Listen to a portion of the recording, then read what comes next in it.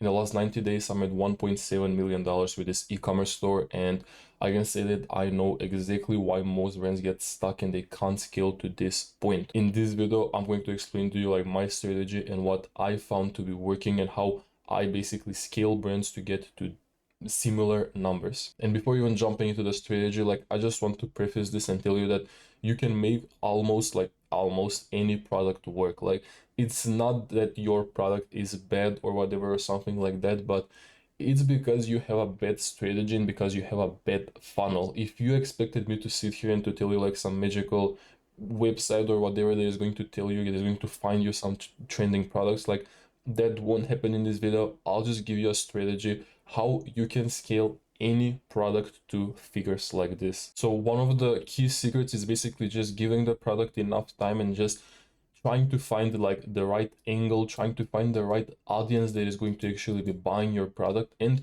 testing out different messages, whether that is on your ads or whether that is on your product details page or on your website overall, right? And if I'm being honest, like everyone wants to overcomplicate this part. I am also not going to be talking about this part, the ads part, because honestly there are like way too many formulas, there are way too many videos out there talking about this already. So if you need some ads tutorial, go and watch those videos. But what not enough people do is they don't focus on the second part of the story, which is actually where the person gives you money, right? So what people like to do is they focus like 99% of their attention like on these ads, but they don't focus enough on what happens after you get someone to click.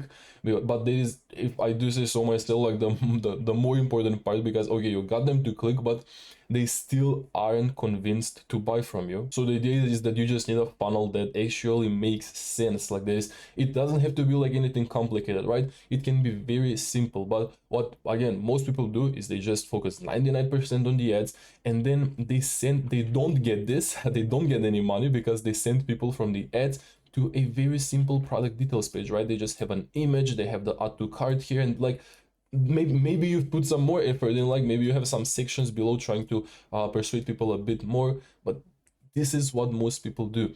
Or even worse, they send them sometimes on the home page or on the collection page, and that converts just even worse, right? But let me tell you a better funnel that is actually going to make much more sense and that is going to convert this cold audience much better. So from the ad, right, from this ad, you, let's say it's a native image ad, like you convince them to click the ad.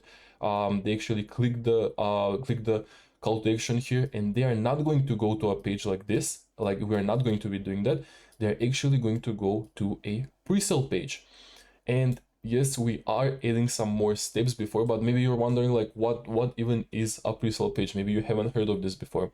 So a pre-sale page, it can be an advertorial, and this in most cases is going it can be like a point of view story, maybe like where you talk about your customer avatar and some story that they've gone through. It can be an authority story, like some person with authority speaking and like recommending your product at the end or something like that, and so on. Like I have a whole video about this, but yeah, let's not get too much into that. So you're going to sell them to that type of page. Maybe it can be a listicle where you're just going to have like some images most of the time, a headline, and you're just going to explain like some more things over here about your product and to your customer avatar.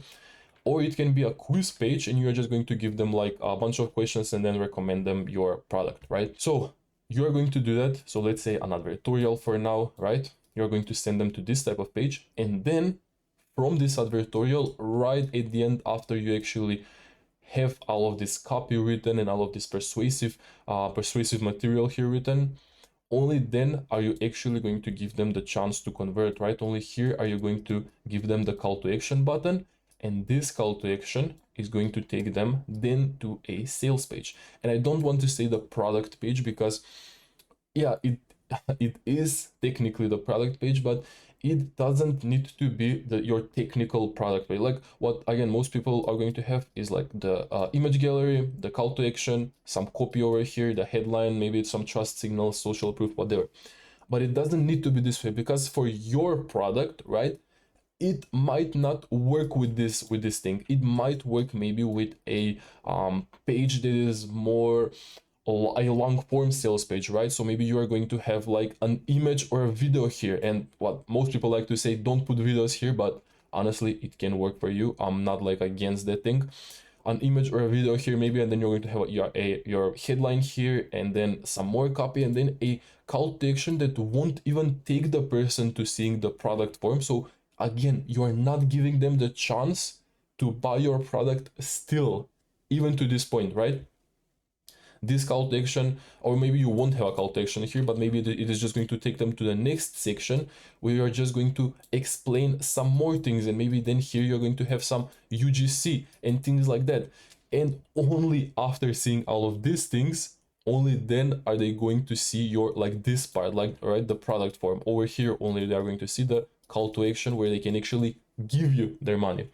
And then you can make this even better, like with a post purchase over here. But honestly, just don't focus on that. Like first focus on these three parts, right? Getting the ad correct, getting the building a pre-lender, and then building a sales page. Try starting with this one, because of course it can work. I'm not saying that this can't work, but try starting with this one, and only if you see that like maybe it's not converting as well, maybe your pre-lender is doing good but your sales page is not doing good, then try creating an advertorial, I mean a long form sales page.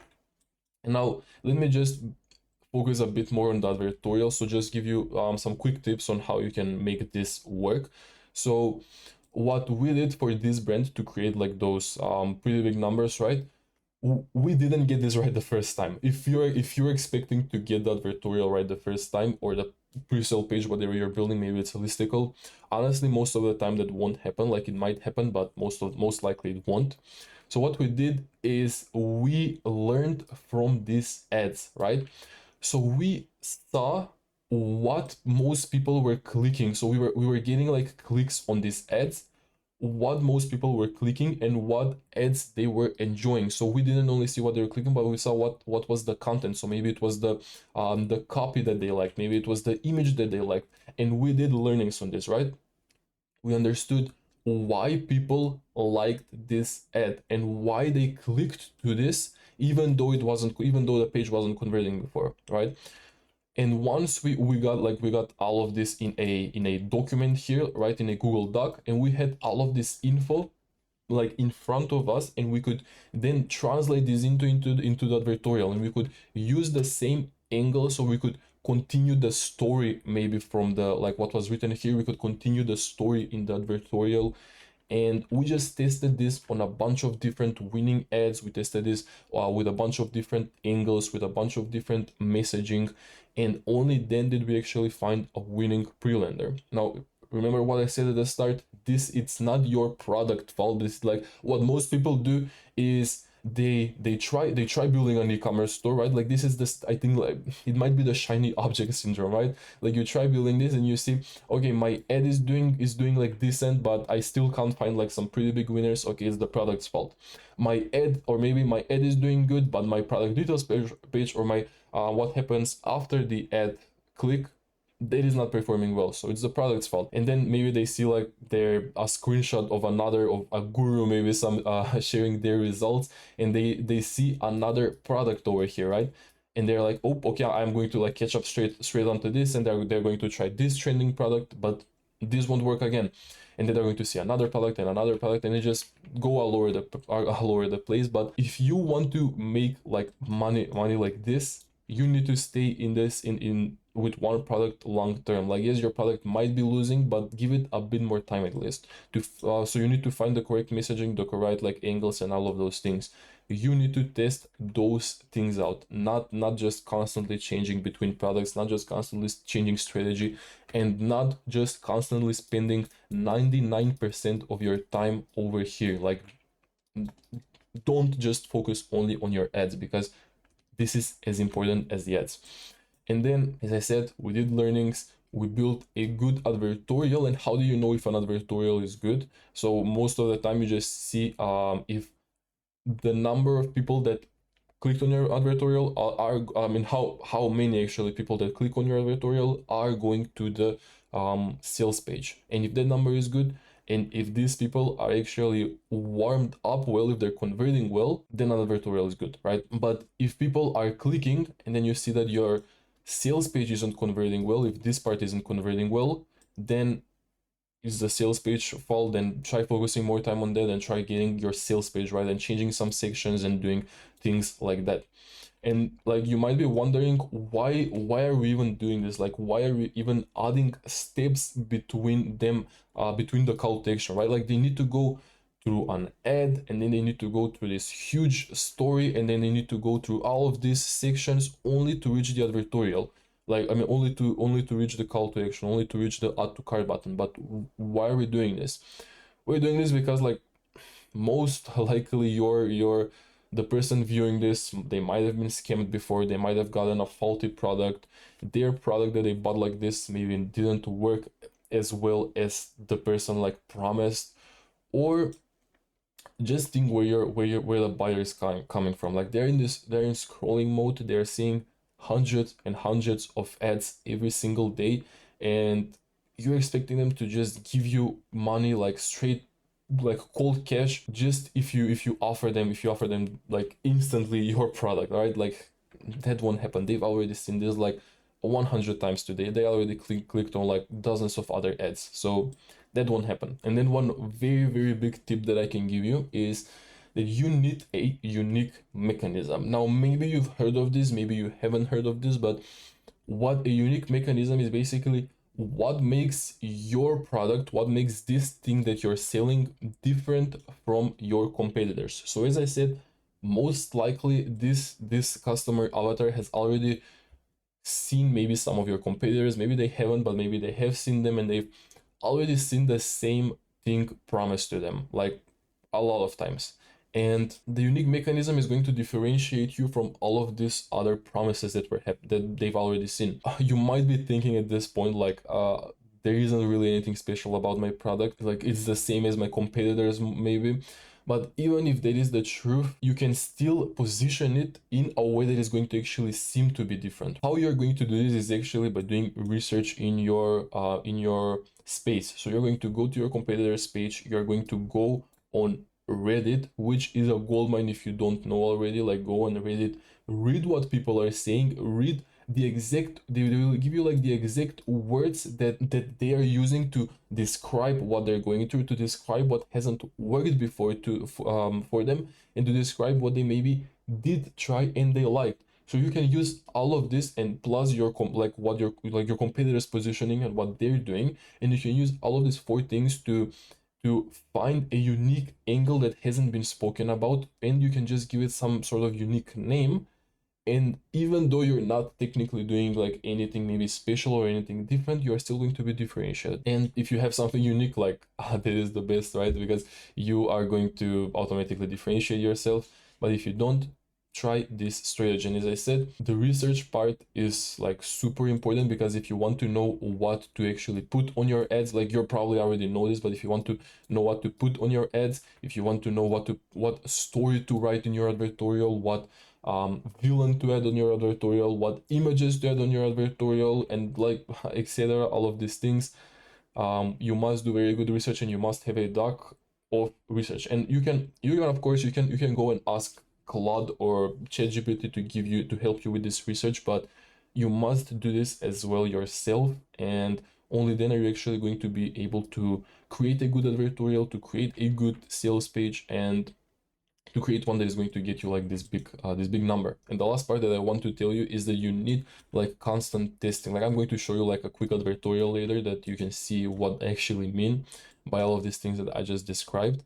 But the last thing that I want to tell you is that you need to be constantly testing. So as I said, we didn't get this right the first time. We didn't build this and then they instantly were just getting like money instantly. No, what we did was we constantly like tested different landing pages. We constantly tested different sales pages. We were testing all of these different sections below, like this, and only then did we actually make something that was scaling. Like once we found the correct messaging, and once we put that messaging on the advertorial and both on the sales page, and then after that we just built so much trust, we stacked so much value, and we just added everything that the customer wanted to see in front of them, only then did this brand be like was able to scale to these numbers, and it is still doing like 500k months currently. But yeah, you need constant testing, like A/B testing, landing page testing, everything like that.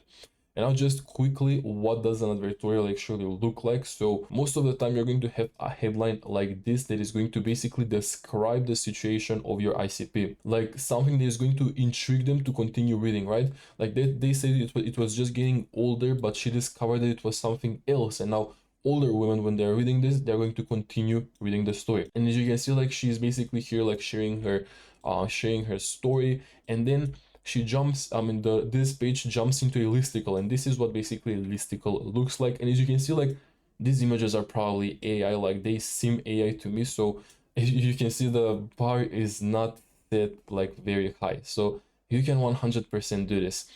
The thing that is going to sell this though is the very good copy, because they've done good research and they understand who they're selling to and what they need to actually put on this page to sell to this person, right? And then here she's basically like continuing with the story, and she is spiking like so much emotion in the person reading this, because they see themselves in the story. They like, here she is talking about how her skin, like she didn't know what to do anymore with her skin, and then when she saw her friend with this like radiant skin that was like what she wanted, she asked her like, what's the secret? And basically the secret is this brand's product. But the thing is that she doesn't reveal the product yet. She's like making the person like more and more intrigued even before she reveals the product. But she is talking about like this serum, and then how basically Linda, the person here, used this serum to try the serum, and then how she started seeing some difference by day 3, like very fast results, right?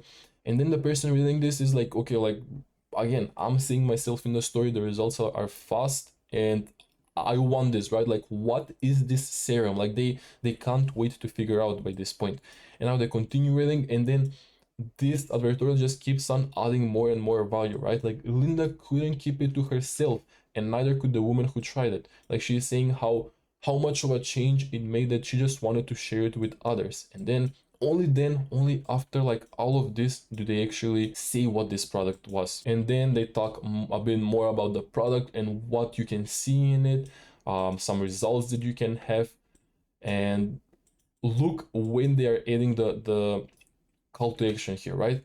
Only after scrolling and reading so much, anything before that, like they didn't add a call to action. But after scrolling, after reading the story, after getting the person emotionally invested and warmed up, only then are they adding the story. And they're not, and check out the call to action, they say check availability, not check the product, not buy the product, not something like that. Check availability. Like they're talking with scarcity here, and then comparing it like to some other products over here, continuing the story, adding a money back guarantee to even earn the person's trust even more, another call to action, and so on. And you can basically see then some testimonials, some social proof here, and you can see like, imagine again, landing on this page versus landing on a simple product details page. Like, do you see why you actually need to do this nowadays? And this is why I said that you need like to test different types of messaging, different content, because you need to get the copy part, like all of these things, like you need to get them correct if you want to sell. And for this, you probably, as I said, you won't get it right the first time. You'll need to try this time and time again,